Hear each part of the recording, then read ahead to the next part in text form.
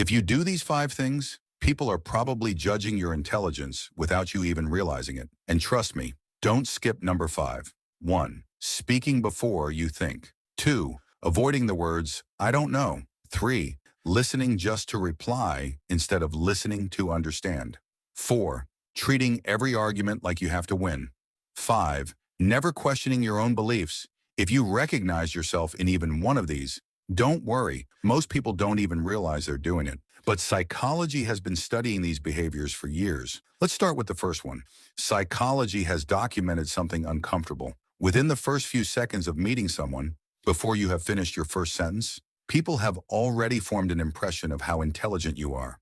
Not based on your education, not based on your achievements, based on 5 specific behaviors that your brain produces automatically without your permission. And here is what makes this genuinely unsettling. Most of the people who display these behaviors are not unintelligent. They are simply unaware. And awareness, the moment you understand what your brain is doing, is exactly where everything changes. Stay with me, because by the end of this, you will never have a conversation the same way again. The first behavior.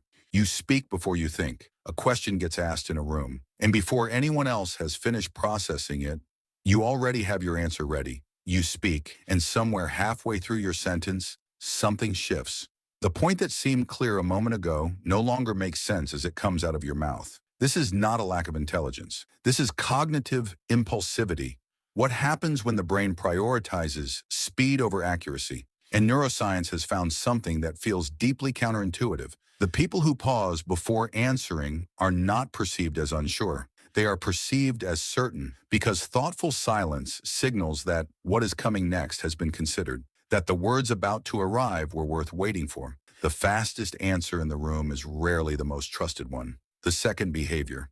You refuse to say, I do not know. Someone asks about something you have barely heard of, and instead of simply saying you are not sure, something else takes over. You begin explaining, confidently, filling the gap with words that sound right but are not. Psychology calls this the Dunning-Kruger Effect. When knowledge is limited, the brain often does not realize how limited it is. It mistakes familiarity for understanding, and so it speaks with a confidence that the actual knowledge does not support.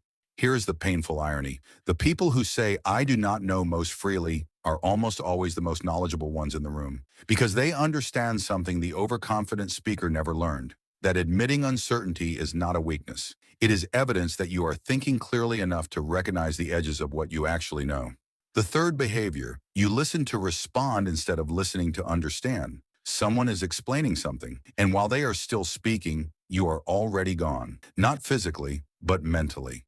You are preparing your reply, organizing your counterpoint, waiting for a pause that you can fill. What looks like engagement is actually absence. Psychology has documented the cost of this pattern clearly. When you listen to respond, you miss critical information. You make assumptions based on incomplete data. And the response you deliver, the one you spent the whole conversation preparing, is often an answer to a question that was never actually asked. The most intelligent people in any conversation are almost always the quietest listeners, not because they have nothing to say, but because they wait until they have actually heard everything before they decide what is worth saying. The fourth behavior. You treat winning arguments as proof of intelligence. You interrupt. You correct small details that have nothing to do with the larger point. You keep pushing long after the conversation has lost any real purpose. And somewhere underneath all of it is a belief that if you can win this argument, you will have proven something. Psychologists call this ego defensive reasoning, the brain protecting its existing conclusions rather than genuinely examining the evidence. But here is what the research actually shows. The people perceived as most intelligent in high-stakes conversations are almost never the ones who argue the hardest. They are the ones who ask the best questions, who change their position openly when the evidence changes, who say, that is a good point, I had not thought of it that way, without treating it as a defeat. Intellectual humility is not softness. It is one of the strongest predictors of genuine reasoning ability that psychology has ever documented. The fifth behavior. You never question what you already believe. An article appears that perfectly confirms what you already think. You share it immediately. You believe it completely. Then a week later, something appears that challenges that same belief. And instead of examining it, you dismiss it. Find a reason it cannot be right. Move on. Psychology calls this confirmation bias, and it is not a flaw unique to unintelligent people. It is a flaw built into every human brain. The difference is that most people never notice it is happening. Real intelligence is not the absence of bias.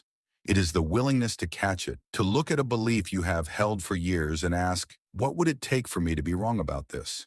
That question is deeply uncomfortable, and it is also where almost all genuine growth begins. Here is the truth that ties all five of these together. Looking intelligent has almost nothing to do with knowing more than the people around you. It has everything to do with how you handle what you do not know. The pauses, the admissions, the questions, the willingness to update. The wisest people in any room are rarely the loudest. They are the ones who make everyone else feel heard, who ask the question nobody else thought to ask, who change their mind in public without embarrassment. Real intelligence is not something you prove. It is something you practice every single day, in every single conversation. If this changed the way you see yourself in conversations, tell me in the comments which of these five you recognized in yourself.